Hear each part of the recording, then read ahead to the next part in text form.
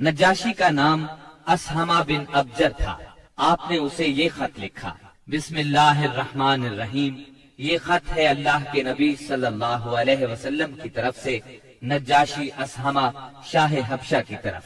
उस शख्स पर सलाम हो जो हिदायत की पैरवी करे और अल्लाह और उसके रसूल पर ईमान लाए।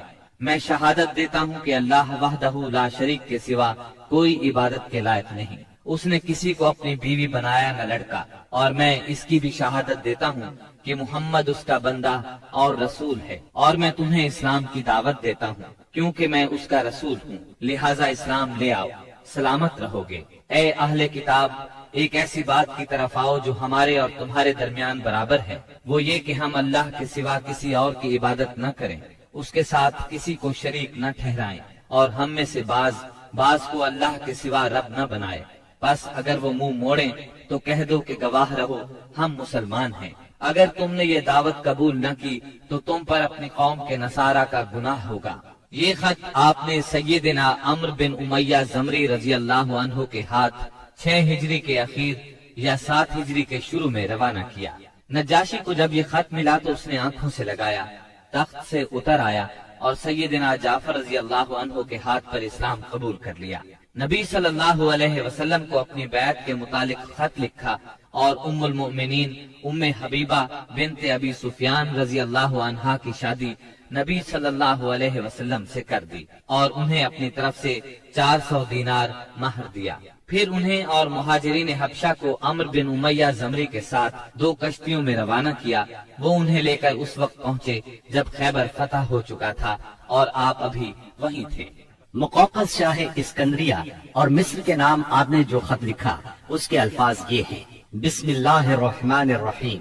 अल्लाह के बंदे और उसके रसूल मोहम्मद सल्लल्लाहु अलैहि वसल्लम की तरफ से मुक़ौक़स सरबराह क़िब्त की जानिब उस पर सलाम जो हिदायत की पैरवी करे। मैं तुम्हें इस्लाम की दावत देता हूँ, इस्लाम ले आओ, सलामत रहोगे। इस्लाम ले आओ, अल्लाह तुम्हें दोहरा अज्र देगा। लेकिन अगर तुमने मुंह मोड़ा तो तुम पर अहले क़िब्त का भी गुनाह होगा। और ए अहले किताब, ऐसी बात की तरफ आओ जो हमारे और तुम्हारे दरमियान बराबर है, वो ये कि हम अल्लाह के सिवा किसी की इबादत न करें और उसके साथ किसी को शरीक न ठहराएं, और हम में से बास को अल्लाह के सिवा रब न बनाए। बस अगर वो मुंह मोड़े तो कह दो तुम गवाह रहो कि हम मुसलमान हैं। ये खत आपने हातिब बिन अबी बलता रज़ी अल्लाह अन्हु के हाथ भेजा। उन्होंने मुक़ौक़स से गुफ्तगू की, उसे खत दिया। मुक़ौक़स ने उनकी इज्जत अफजाई की और खत को हाथी दांत के डब्बे में रखकर उस पर मोहर लगाई और उसे महफूज कर लिया। और नबी सल्लल्लाहु अलैहि वसल्लम को जवाब लिखा और उसमें इकरार किया कि एक नबी बाकी रह गए हैं और मैं समझता था वो मुल्क शाम से निकलेंगे। बस उसने ये जवाब दिया, मुसलमान नहीं हुआ। तोहफे में सैयदा मारिया और सैयदा सीरीन रजी अल्लाह अन्हुमा 2 लौंडियां भेजी। उन दोनों का क़िब्त में बहुत मकाम था। कुछ कपड़े और एक खच्चर भी हदिये के तौर पर भेजे। नबी सल्लल्लाहु अलैहि वसल्लम ने मारिया को अपने लिए मुंतखब फरमाया और सीरीन को सैयदना हसन बिन साबित रजी अल्लाह अन्हु के लिए हिबा कर दिया। खच्चर को भी आपने अपनी सवारी के लिए पसंद फरमाया। आपने एक खत शाह फारिस खुसरो परवेज के नाम लिखा। आपने उसे लिखा, बिस्मिल्लाहिर्रहमानिर्रहीम, मुहम्मद रसूलुल्लाह सल्लल्लाहु अलैहि वसल्लम की तरफ से किसरा वाली फारिस की जानिब उस शख्स पर सलाम जो हिदायत की पैरवी करे और अल्लाह और उसके रसूल पर ईमान लाए और गवाही दे कि अल्लाह के सिवा कोई इबादत के लायक नहीं, वो तन्हा है, उसका कोई शरीक नहीं, और मुहम्मद सल्लल्लाहु अलैहि वसल्लम उसके बंदे और रसूल हैं। मैं तुम्हें अल्लाह की तरफ बुलाता हूँ क्योंकि मैं तमाम इंसानों की जानिब अल्लाह का भेजा हुआ हूँ, ताकि जो शख्स जिंदा है उसे अंजाम बद से डराया जाए और काफिरों पर हक बात साबित हो जाए। बस तुम इस्लाम ले आओ, सालिम रहोगे। अगर इससे इनकार करोगे तो तुम पर मजूस का गुनाह भी होगा। ये खत आपने सैयदना अब्दुल्लाह बिन हुज़ाफा साहमी रजी अल्लाह अन्हु के जरिए भेजा और उन्हें हुक्म दिया कि इसको अजीम बहरैन के हवाले कर दें और सरबराह बहरैन इसे किसरा के हवाले करेगा। جب یہ خط کسرا کے سامنے پڑھا گیا تو اس نے خط کو پھاڑ ڈالا اور کہا میری رعایا میں سے ایک حقیر غلام اپنا نام مجھ سے پہلے لکھتا ہے۔ رسول اللہ صلی اللہ علیہ وسلم کو اس کی خبر ہوئی تو آپ نے فرمایا اس نے میرے خط کو پھاڑا، اللہ اس کی بادشاہت کو پارا پارا کرے۔ اور پھر وہی ہوا جو آپ نے فرمایا تھا، چنانچہ اس کے لشکر نے رومیوں کے مقابلے میں بدترین شکست کھائی۔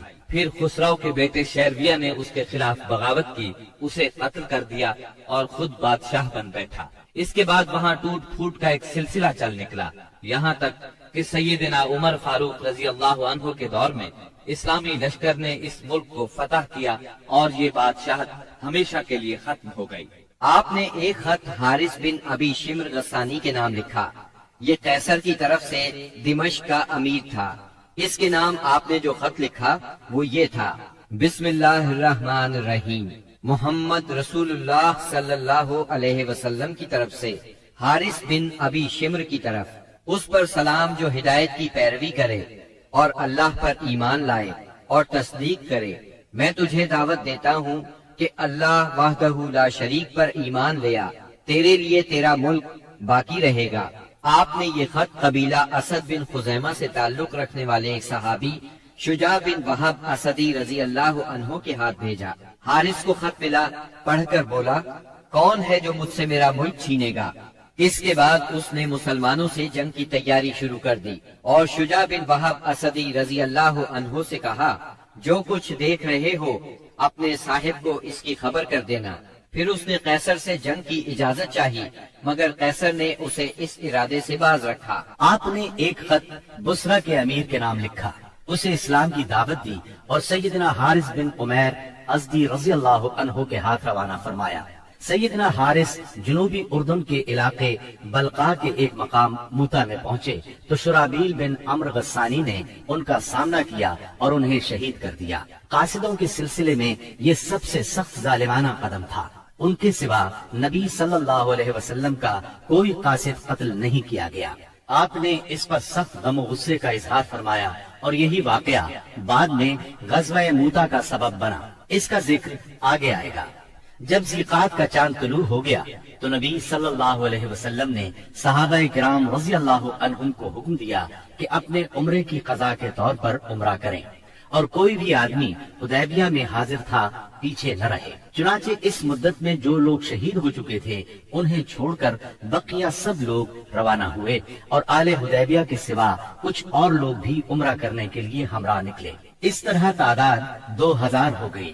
رسول اللہ صلی اللہ علیہ وسلم نے اس موقع پر ابو رحم غفاری رضی اللہ عنہ کو مدینے میں اپنا جانشین مقرر کیا، 60 اونٹ ساتھ لیے اور ناجیہ بن جندب اسلمی کو ان کی دیکھ بھال کا کام سونپا۔ رسول اللہ صلی اللہ علیہ وسلم مکے میں داخلے کے وقت اپنی قصوہ نامی اونٹنی پر سوار تھے۔ مسلمانوں نے تلواریں حمائل کر رکھی تھی اور رسول اللہ صلی اللہ علیہ وسلم کو گھیرے میں لیے ہوئے لبیک پکار رہے تھے۔